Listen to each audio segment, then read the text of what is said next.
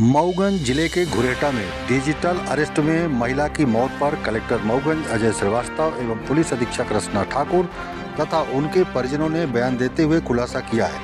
वहीं मऊगंज कलेक्टर अजय श्रीवास्तव ने जिला वासियों से सावधानियां बरतने की अपील किया है। मेन वजह है ये सिक्के। इन सिक्कों के कारण ही मेरी मामी की मौत की स्टार्टिंग हुई। सबसे पहले जो साइबर फ्रॉड लोग थे उन्होंने बोला कि आपके पास पुराने सिक्के हैं। उन्होंने बोला कि हाँ मेरे पास पुराने सिक्के हैं। उन्होंने उसकी फ़ोटो उनके पास भेजी। इसके बाद उन्होंने कहा कि आपका रजिस्ट्रेशन सही है और आपको इन सिक्कों के बदले 1,75,00,000 रुपए मिलेंगे, जिसके लालच में आके वो पैसे मांगते गए और मेरी मामी उनके लालच में आके उनको पैसे पे पैसे ट्रांसफ़र करती गई। लगभग 22-25 हज़ार रुपये उन्होंने उनको ट्रांसफ़र किया। इसके बाद वो बार बार फ़ोन करे तो वो कभी बोले कि मैम आपका पार्सल आएगा तो उसके लिए 1500 रुपये आपको देना पड़ेगा, कभी कुछ देना पड़ेगा और इसके बाद आपको इतने 1,75,00,000 रुपये मिलेगा, आप करोड़पति बन जाएंगी। उसी के प्रलोभन में आकर वो जैसा वो बोलते गए वैसा वो करती गई। वीडियो कहाँ से आ गया? वीडियो आए ना कुछ? जी सर, हाँ, फिर उनके पास वीडियोज आए। जब उन्होंने थोड़ा सा पैसे देने का बोला कि सर मेरे पास पैसे नहीं है, मैं पैसे नहीं दे पाऊंगी अब आगे, तो वो धमकी भरे मैसेजेस वीडियोस भेजने लगे और बोलने लगे कि अगर आपने अब पैसे नहीं दिए आपका पैसा 1,75,00,000 नहीं मिलेगा और उसके बाद आपको 50,000 का जुर्माना और 2 साल की जेल हो जाएगी। तो वो इतना ज़्यादा डर गई कि उन्होंने आत्मघाती कदम उठा लिया।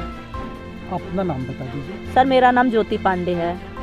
डिजिटल अरेस्ट का मामला नहीं है, ये साइबर फ्रॉड का मामला है और इसमें पुलिस अपनी जांच कर रही है और जांच काफ़ी हद तक प्रगति पे है और हम अपनी कार्रवाई कर रहे हैं। ये बहुत ही दुर्भाग्यपूर्ण घटना है कि साइबर फ्रॉड के मामले बढ़ते जा रहे हैं और अब हमारा मऊगंज जिला भी नया बना है, ग्रामीण क्षेत्र है, यहाँ तक भी उनकी अप्रोच हो गई है। हालांकि तो नेट के थ्रू होता है तो कहीं पर भी उनकी अप्रोच हो सकती है।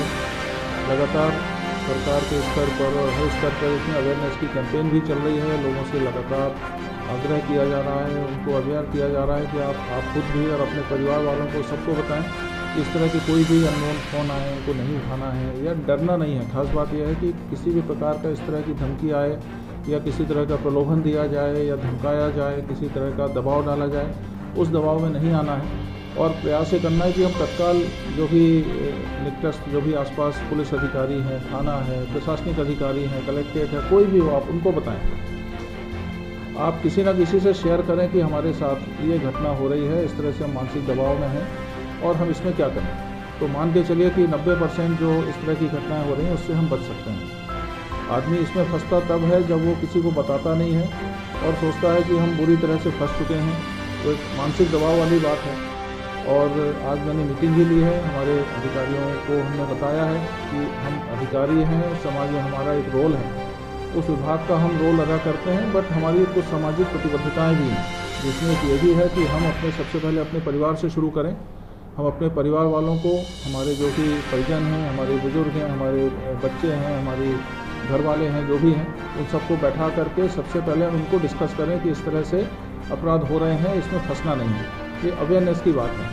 इसके अलावा हम जहाँ भी जिस ऑफिस में हम काम करते हैं वहाँ पर बैठ करके ऑफिस वालों को हम एकत्रित करें और उनसे हम डिस्कस करें कि भाई ये इस तरह की है अवेयरनेस, आप लोग भी अवेयर हो जाएं, अपने परिवार वालों को अवेयर करें, साथ में आपके जो अड़ोसी पड़ोसी मित्र यार जहाँ भी आप बैठते हैं इस पर ज़रूर चर्चा करें। इस तरह से ये बहुत तेज़ी से फैलेगा और अवेयरनेस की कैंपेन, और इसका केवल बचाव अवेयरनेस ही है, इसके अलावा इसका कोई दूसरा बचाव नहीं है। और दूसरा इसका जो हेल्पलाइन नंबर भारत सरकार ने जारी किया है 1930, ये सबको पता होना चाहिए। यदि दुर्भाग्यवश आप किसी फ्रॉड में फंस भी जाएँ, मान लीजिए आपका पैसा कहीं ट्रांसफ़र हो गया, आपने गलती से कर दिया या उन्होंने ट्रांसफ़र कर लिया, इस नंबर को आप तत्काल खबर करें। वो जो भी बैंक अकाउंट है उसको ट्रेस करके उसको ब्लॉक करेंगे ताकि पैसा वहाँ से निकाला नहीं जा सके। पर ये सारी बात की चीज़ें हैं।